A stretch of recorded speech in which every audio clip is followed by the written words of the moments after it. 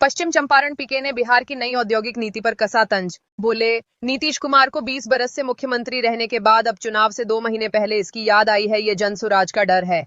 प्रशांत किशोर ने पटना में मंत्री की गाड़ी पर पथराव के मामले में कहा, नीतीश कुमार ने पटना की सड़कों पर प्रदर्शन करने वाले आम लोगों पर बहुत लाठियां चलवाई हैं। अब जनता की बारी है इनके नेताओं का विरोध करने की। अशोक चौधरी और विजय चौधरी के बीच कैबिनेट मीटिंग में विवाद पर पीके ने ली चुटकी। बोले, इनके बीच लूट की लड़ाई है। सर्वदलीय नेता अशोक चौधरी के हेलीकॉप्टर का पैसा कहां से आ रहा है, ये बताना चाहिए। 20 बरस मुख्यमंत्री रहने के बाद चुनाव के 20 दिन पहले अगर आप औद्योगिक नीति की घोषणा कर रहे हैं तो ये दिखाता है कि आपने 20 बरस कुछ नहीं किया है।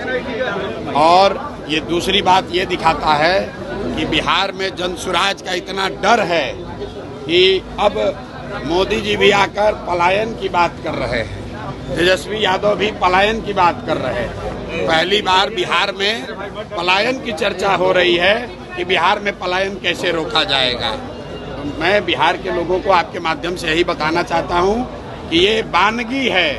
आप देखो, जनसुराज अभी जीता नहीं है। जनसुराज के प्रयास से, आपके सिर्फ खड़ा हो जाने से 400 रुपया का पेंशन 20 बरस में जो 410 नहीं हुआ वो 1100 हो गया। आंगनवाड़ी आशा वर्कर का मानदेय डबल हो गया। रसोईया की सैलरी बढ़ गई। अगर बिहार के लोग खड़े होंगे, लोकतंत्र जिंदा होगा। तो अभी शुरुआत है, आगे आगे देखिए होता है क्या।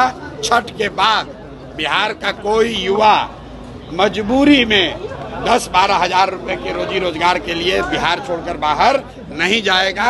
जनसुराज की व्यवस्था बनी और बनने जा रही है तो ये चीज लागू हो जाएगा। तेलंगाना के मुख्यमंत्री रेवंत रेड्डी जो है राहुल गांधी के साथ घूम रहे हैं। सिवान से आज काफी लोग शामिल हुए हैं। वहीं का एक लड़का इमरान है जो CNRC के आंदोलन में और दिल्ली दंगे के आरोप में जेल में बंद है। उसके बारे में आपको भाई, आज से करीब 6 महीना पहले जनसुराज ने एक नंबर जारी किया हुआ है कि किस समाज का कोई भी वर्ग, मुस्लिम साथी इंक्लूडेड, अगर उनके साथ कोई कानूनी तौर पर जाती हुई है या सरकार उनके साथ कुछ गलत कर रही है तो जनसुराज को संपर्क करें। जनसुराज अपने खर्चे पर अपनी ताकत लगाकर उनकी कानूनी और लोकतांत्रिक लड़ाई लड़ेगा।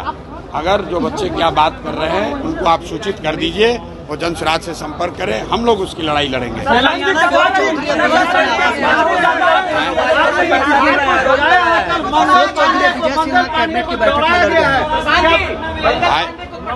देखिए, ऐसा है, लोगों ने मान ली है क्या? देखिए, मैंने आपको पहले कहा है कि पिछले 3 वर्षों में पटना की सड़कों पर बिहार के लोग पीटे गए हैं। चाहे जो भी गया हो, सरपंच गए, मुखिया गए, अभ्यर्थी गए, टिकटार्थी गए, आंगनवाड़ी सेविका गई, आशा गई, जो गया उसको नेताओं ने, नीतीश कुमार ने लाठी से मरवाया।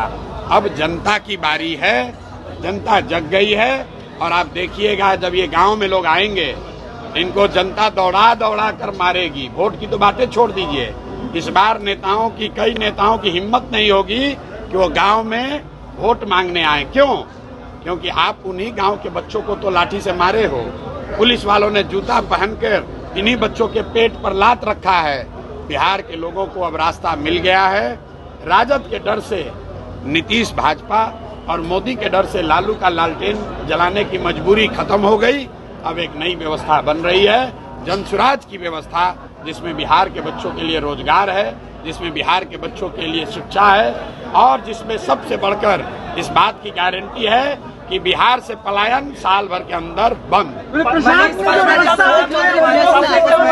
अशोक चौधरी विजय सिन्हा कैबिनेट की बैठक में आपस में लड़ गए हैं।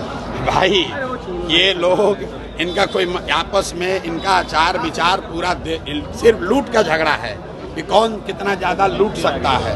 आप बताइए, अशोक चौधरी जैसा सर्वदलीय नेता जनता के पैसे से, हेलीकॉप्टर से घूमकर अपने बेटी को साथ में लेकर अपना चुनावी प्रचार कर रहे हैं। कोई नहीं पूछ रहा है कि हेलीकॉप्टर का पैसा कौन दे रहा है। जरा अशोक चौधरी से पूछिए कि सरकारी योजना का शिलान्यास, उद्घाटन जो पहले से मुख्यमंत्री कर दिए, उसी का फिर से उद्घाटन करने हेलीकॉप्टर से जा रहे हैं। ये नेताओं का कोई वजूद नहीं है। जनता समझ चुकी है, इनका रास्ता खत्म। पश्चिमी चंपारण में 20,000 हैं? पश्चिमी चंपारण में 2